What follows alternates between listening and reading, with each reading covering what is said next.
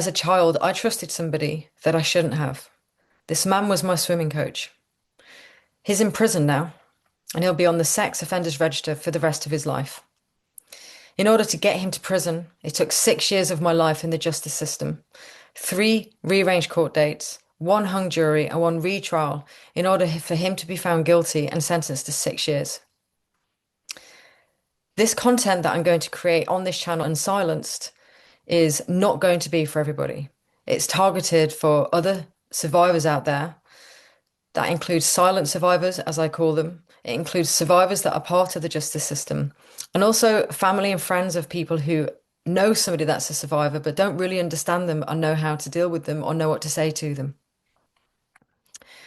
I've been silent for 30 years and I'm ready to start talking. One of my biggest motivations to make this video and all future videos is simply because whilst I was going through this process, I looked high and low for something similar. I did find the odd thing on YouTube, but the reality is there is very little out there to prepare people for what to expect whilst within the justice system. But there's more to it than that. People don't understand what it's like to be a silent survivor, why I took 23 years to go to the police, why the impact of going through the justice system impacted me the way that it did, and what to expect when you get there, because it very often isn't anything like what you imagine. So you might already know me, and if you do know me already, then you might know my story.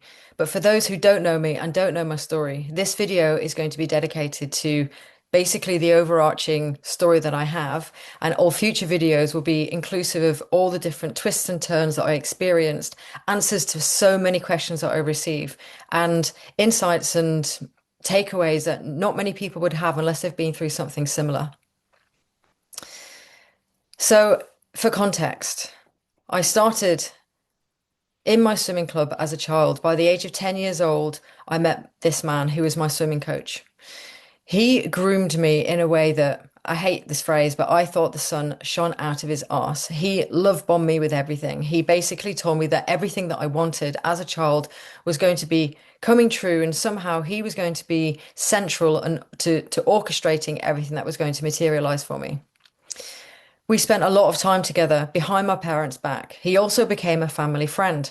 So he was trusted within my family, and he was trusted within the community, and he was trusted in the swimming club that I was part of. He was trusted by my friends. Everybody that knew him liked him.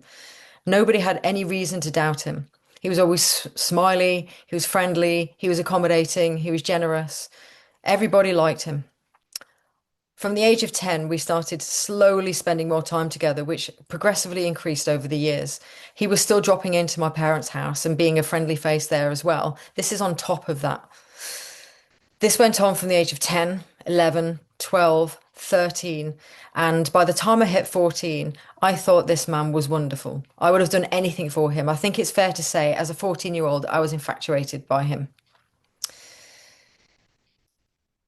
At age 14, we started to what I would have said was in a relationship together. But that was my 14-year-old mind. I've since found out, since going through the justice system, he had other girlfriends the same age as me as well.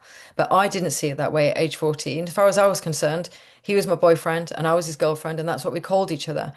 We would go out together, we'd be hand in hand together.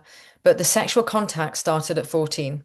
Now, there is an argument to say at age 14 it was consensual, which it was, technically.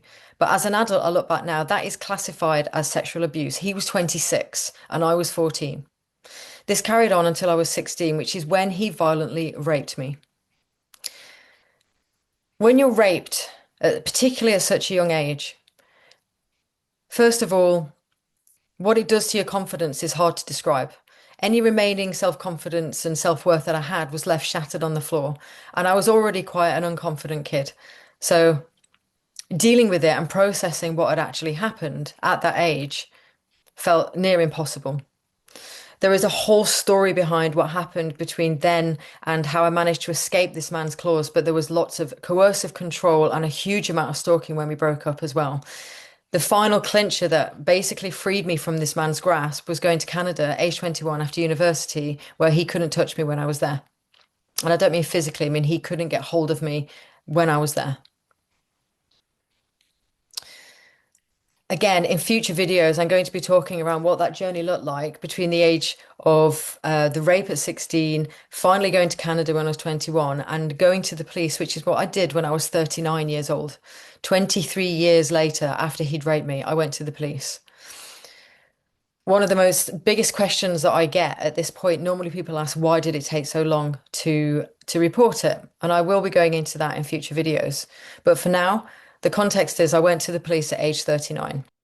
So, to cut a long story short, after 5.5 years within this 6 year process, after numerous court dates were changed, I went on stand in Preston Crown Court in April 2025. Now, there's a lot to be said about what happened in that particular court case, but in a nutshell, we ended up with a hung jury. Now, if you're not familiar with that term, it basically means that the jury couldn't come to a unanimous decision between them. So the court case, the whole week-long battle had to be abandoned and abolished, and we had to go back in for round two and do it all again.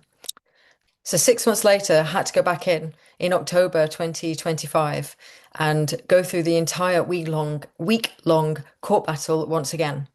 This time, the court case was handled completely differently, and it took the jury round about an hour to come to the conclusion of guilty, to which he was then sentenced to 6 years in prison. There is so much to say around this entire experience. But one of the main motivations, as well as what I've already mentioned, around having something that a place where people can go for information and insights, is that I have been alarmed since somewhat breaking my silence. I've shared it on social media so far, and that's it. But I have been alarmed at how many people have come forward to me. Dozens and dozens of people have said me too. And if it isn't their me too, they know somebody that it has happened to. Every single person that has said to me too, I have asked, did you go to the police? And up until very recently, the answer was no. Literally none of them. And there was a whole catalogue of reasons as to why. A huge amount of them were historic silent survivors as well. A small handful since have said actually yes. One didn't make it to court because their case was pulled out. One pulled out because they couldn't handle how difficult it was. One person is still in the justice system, and there's a couple of other people, inclusive of men as well. I mean, dozens and dozens of women, but at least 3 or 4 men have come forward as well. This isn't gender specific. In other words, the majority of people don't go to the police.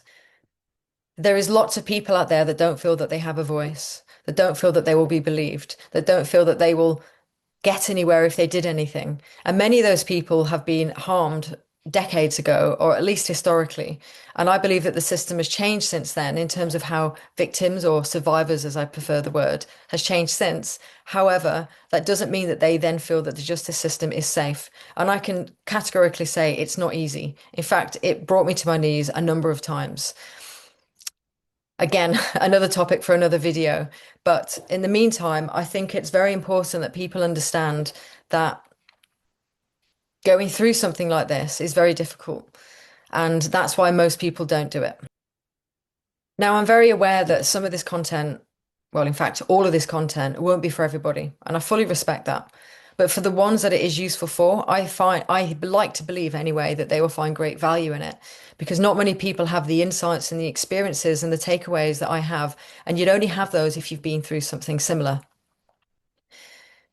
I also want to be able to inspire people to be able to come forward and to feel brave enough to do so, and not to feel that just because their assault may have happened decades ago or at least years ago, that it's still not too late. It's never too late. Not in the UK, anyway. I know that they have different laws in different countries, but certainly in the UK, it's never too late. There's a lot of people out there that feel that they don't have a voice. And if nothing more, I'd like to be a voice for the voiceless. In fact, I've even had emails of people thanking me for being their voice because I'm saying and doing things that they can't say because they don't feel safe to say it. Some people won't understand why I want to make this content, but for me, it almost feels like a duty because I'm an avid supporter of silent survivors. I'm an avid supporter of people that step up and report their rapist or the person that sexually abused them. And I'm an avid supporter of justice reform as well. And some of the stories that I plan to share around the justice system would never be known if I stayed silent. Change will never happen by people staying silent. Now, I don't believe for a second that I independently will be able to change the entire justice system, but if my voice can play a very, very small part in that somewhere, then that's enough for me. Now, this content won't be for everybody, and I fully respect that. Behind the scenes until recently, I have been making some form of videos, and I've been sharing them on an unlisted link on YouTube for basically the people that have come forward and said that they have had something similar, but they had nowhere to turn about it. Rather than just doing it privately, I'm just going to do it publicly from now on. I've been silent for 30 years, and that's why I've created Unsilenced, because I've got a lot to share. So if you think this content will be useful to you, or you know somebody else that you think it might be useful for, then please feel free to share it with them. The more people that I can help with this content, the better. But in the meantime, thanks for being here. Feel free to subscribe, and hopefully you'll be here for the next video.